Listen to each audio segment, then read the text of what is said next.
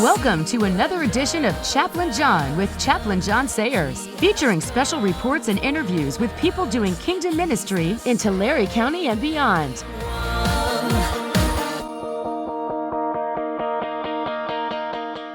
And now, here's Chaplain John. You know, everybody needs a little vision in their life. Don't you think so? Okay, well, there's where we're going today. And I'm going to introduce you our guest in a minute. But if you're, this is one of my YouTube podcast thing I'm doing together. So if you're seeing this, that's fine. But if you're listening on my podcast, I always want to share with you, please check out my other podcast. And all you have to do is go to chaplainchat.podomatic.com. That's chaplainchat.podomatic, spelled PODOMATIC.com. Well, Dr. K, I've been wanting to set this up. Welcome to our podcast YouTube channel. Nice to have you with us. Hey, John, it's good to be with you. How are you today? I am doing great. Now, I got to tell you, you can call me John, but I always call you Dr. K, and everybody tells me, well, do you know why everybody calls you Dr. K?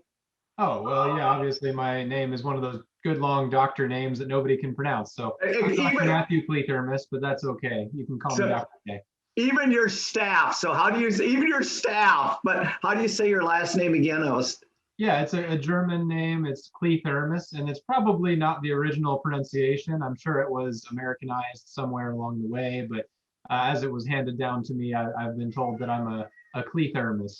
And okay, there's a bunch of us in Missouri. There's a bunch of different families all around that area. That works. And now you got a critter behind you, right there. Come on, up. This is Lucy. She's my faithful studying companion today. Oh, wow. She's a black lab. She's about 5 and she's rambunctious. Oh, wow. That's so awesome. No, I got to tell you, well, let's talk a little about me because it's all about me anyway. No, it's not. It's not. Sure. I got to tell you, I enjoy your staff. They are really neat people. I enjoy them. In fact, maybe I'll talk about Allison right now because of COVID. There's always you have a worker outside. They check you in. They do the temperature and all that stuff. And I think there's been other people because I've come to you before I met her. But one time she was doing it. I didn't know she was your fiance. And somehow we got to talking about it. And then now I always talk with her because I know who she is.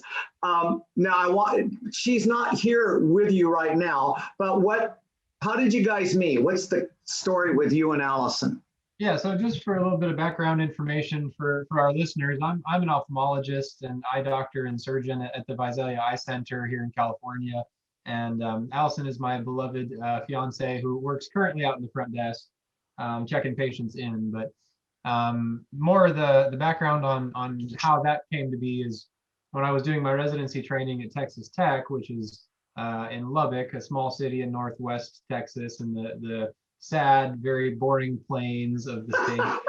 I bumped into Allison in the airport one day as she was, sitting by herself waiting to board a flight. And it was, I think, mid-December. We were both flying out to see our families for Christmas, and she was trying as hard as she could to avoid eye contact and mind her own business.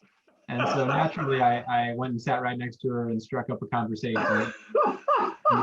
And she's got a good heart. She entertained me and made small talk and introduced me to her cat Beeps, who is running around here. Oh yeah, I saw the cat. Cat running around. Yeah.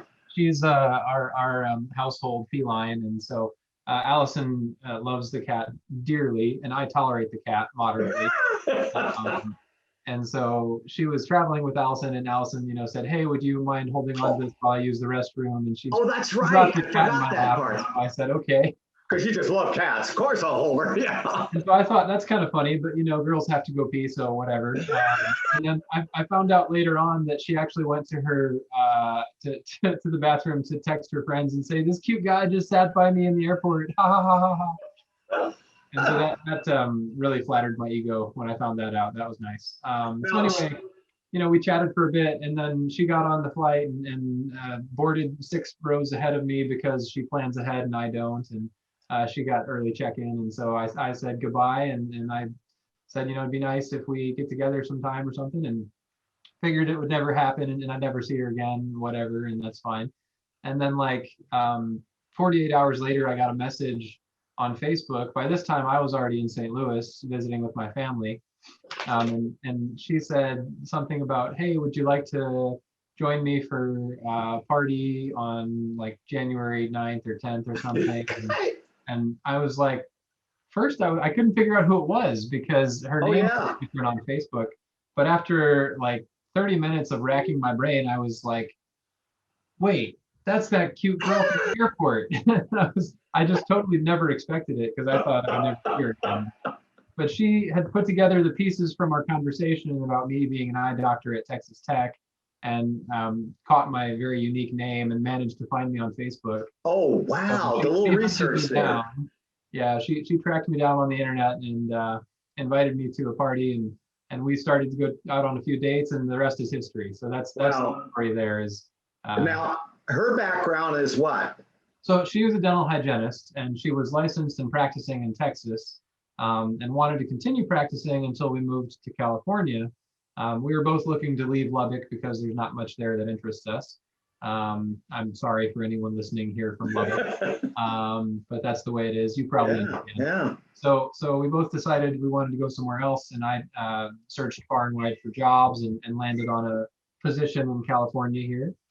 And Allison came with the intention of working as a dental hygienist, which was, what we both thought would be great. But apparently the state of California had other plans and told her that she wasn't experienced enough to qualify for a license. So she's been forced to jump through a bunch of hoops, which are just pure bureaucratic nonsense caused by the People's Republic of California. And so she apparently has to work for a nonprofit organization for 2 years until she has been in practice for a total of 5 years. And then she can have an unrestricted license. So in the meantime, anyway, she's been taking a job at the front desk at the Visalia Eye Center and checking in our wonderful patients. Now, I want you to tell her this because I was hoping to see her. I went to I had my checkup today, my dental checkup today. My dental, and I got an A+.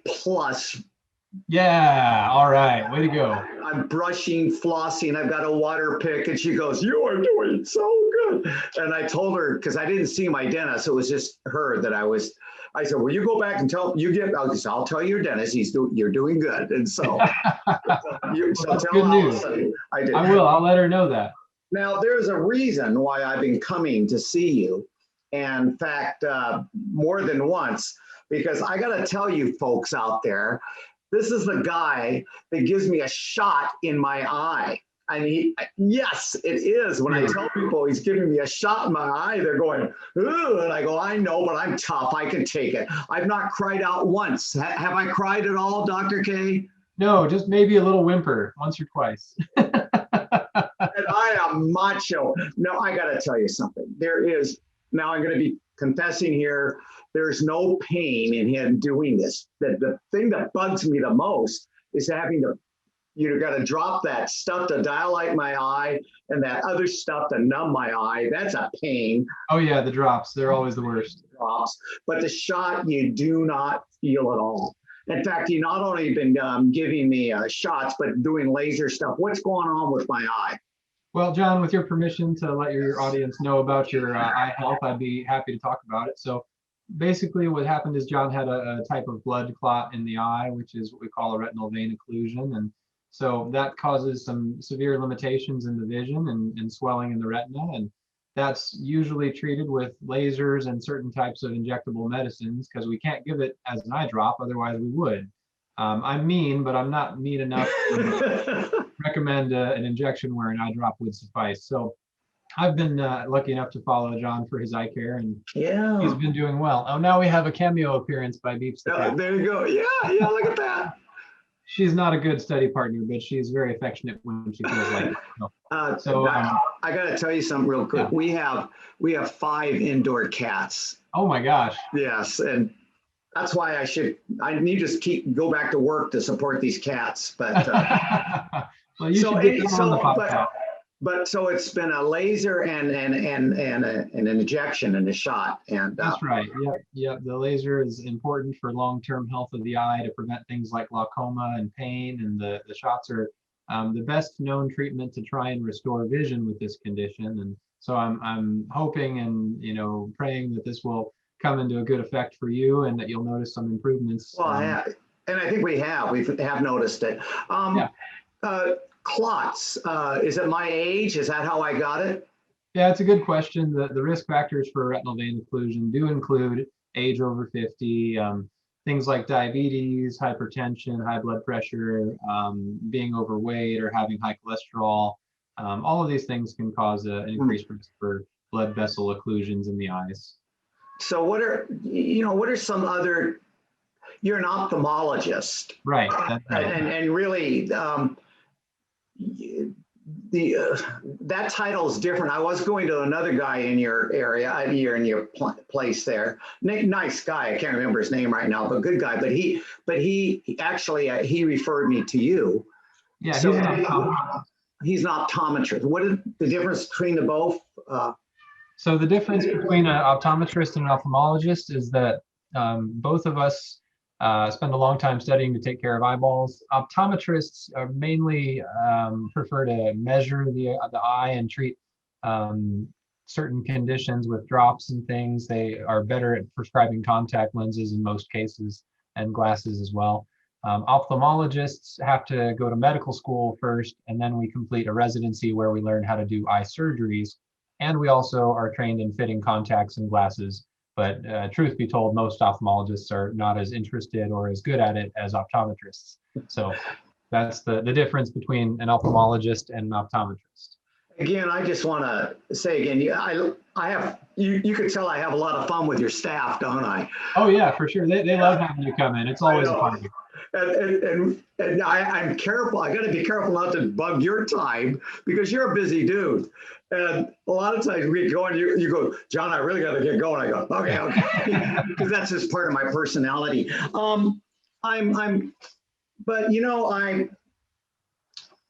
So you mentioned what brought us to Visalia and how you met your fiance, and but you're a faith man too. Yeah, so when I was growing up in St. Louis, I was raised Catholic, and my family and I, went to mass often. And I went to a Catholic high school where, of course, we studied the Bible. It was actually St. Louis University High, which is a Jesuit school. Founded way back in the 1800s. It's an old institution, and my dad went there, so that's how I got introduced to the idea of going there. And so I thought, that was a great experience during my formative years. And really, I think it had a lot of an effect on how I approach things and people today, and try to look at people with a good, level of equality and compassion, no matter who I'm talking to. And so that's something that I try to maintain and be a man of, faith and try to put myself in other people's shoes and try to treat people the way I think that Jesus would treat others. So I think that's something that's kind of stuck with me, even if I'm not actively practicing in terms of going to church often. I do try to maintain the ideals behind Christianity, and so that's something that I think about from a day-to-day basis. And well, yeah, BC, even though I was a pastor for over 30 years, a chaplain in a jail. Now I'm retired, but I'm doing all. It's never been about religion to me. It always has been about relationship. And the church is like wherever 2 or 3 are gathered. And I sensed you were a faith guy, though I didn't say, well, do you know Jesus? But there's just I just felt a closeness and a connection with you. And so, I think that your staff does too. It's interesting. When I went to seminary, I went to a Baptist seminary, but we were part of a bunch of. Allison. Pardon? I said Allison's a Baptist. Oh, really? Oh, I didn't know that. Okay. But the seminary I went to, we're connected to 9 different seminaries, and one was a Jesuit seminary. And Oh, yeah? so I took I went to the Jesuit seminary, took a lot of classes on the like Psalms and Proverbs and things of this sort. Fascinating instructors. And so that just tricked in my mind real quick. Yeah, I've heard the Jesuit priests have a reputation for being kind of out there. And was that your opinion, without the risk of offending anyone? Yeah. They're a little different. They're a little over the top, maybe. No, yeah, but they were real people. I actually enjoyed them, and as I do you. So I really think I think church is really, Jesus is wherever 2 or 3 are gathered. And I feel, in a way, it's kind of weird thinking, but when I come there, I know God's there, and with a shot in the eye and everything. And so I really do. So what are some of your plans for the future?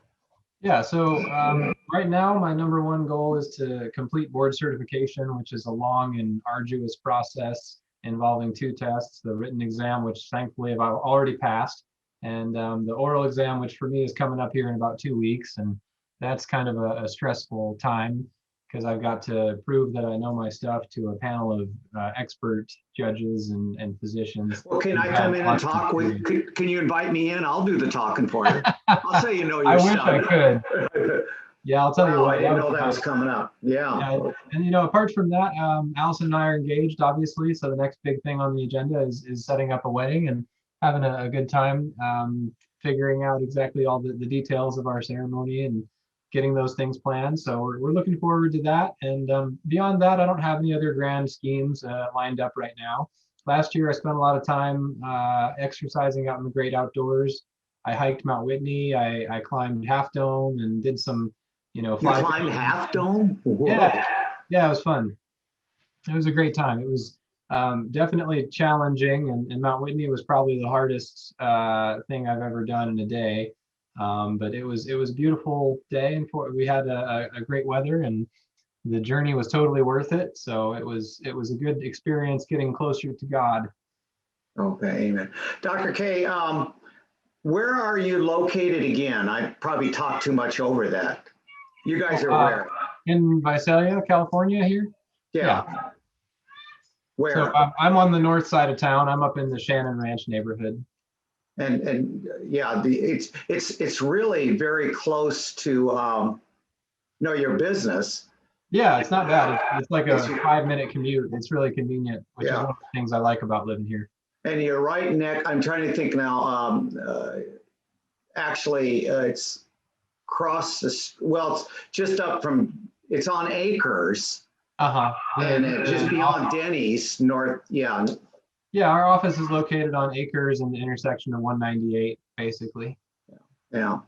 And I just want to, I think you got some good customers. It's not like I'm trying to build business for you, but you're a good guy to go to. And if anybody's watching this and I would recommend that they check. We're always accepting new patients, and I'm happy to take a look at anybody and get their eyes checked. So. In fact, sometimes, I remember, sometimes you have an emergency situation she had. I mean, one time I was in there and that could have, what's your most interesting emergency situations you had to do without revealing anything there? Yeah, of course. So, in residency training, we see all kinds of different things and work with many different surgeons and doctors and learn different techniques. So I've been on call for, many nights and in the ER and seen lots of different emergency patients.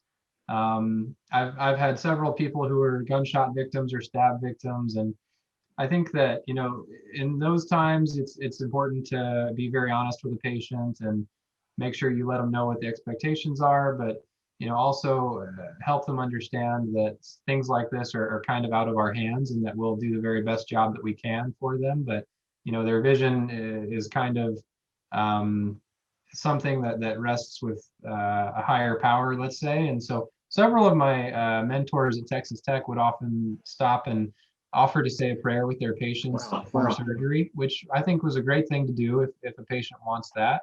And it was really touching. And more often than not, patients said, yes, please, I would like to hold your hands in prayer. And I thought that was really a beautiful thing. Amen. So one moment that sticks out for me is I had a patient who came in just in terms of interesting, eye problems to have.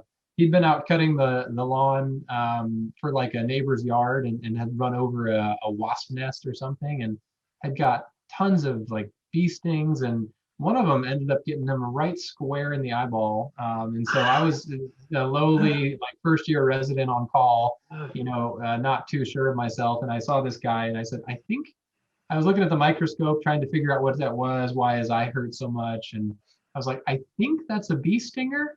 And I was trying to figure out, do I take it out or do I leave it in? Do I take it out or do I leave it in? And so, after looking at it for a while, we removed it for him and gave him some drops and took care of him in the clinic, and he got better. But it was one of those things that was just very strange. Yeah, it was really odd. So that was one that sticks out in my mind. I wanted to also share with people, I had this shot in the eye before we came to you, and financially, it really bankrupted us to get certain shots. I mean, it didn't bankrupt us, but it was very, very, very costly. So when we came to you, Dr. K, you just made it so great for us to do this. Gail and I were just overwhelmed, and you do shoot straight with people. You said, here's what's going on. I don't know if we're going to be able to restore all the vision, but I think it's been a lot better. And you shoot, and financially, you are wonderful working with people. Those that are in that situation, and that was awesome for us. That's great. Yeah, we've got a lot of good staff in the billing team, and they help make it easier for our patients to afford and get things covered by insurance. So that's great. I'm glad that was a good help for you. Okay, well, I still need to see you, don't I? Yeah, that's right. I've got several shots all lined up and ready for you. Okay. There's no getting out of it. No. Hey, Dr. K, I want to thank you so much. And this is, I've been wanting to do this for some time, and this has happened, that happened, but we finally did it. Yeah, it's been a pleasure talking with you, John. I look forward to seeing you again in the clinic. And you will. Okay. Right. Well, bye-bye. I want to thank you guys for watching all of this. And Dr. K, thank you for being on our Chaplain Chat program. Very welcome.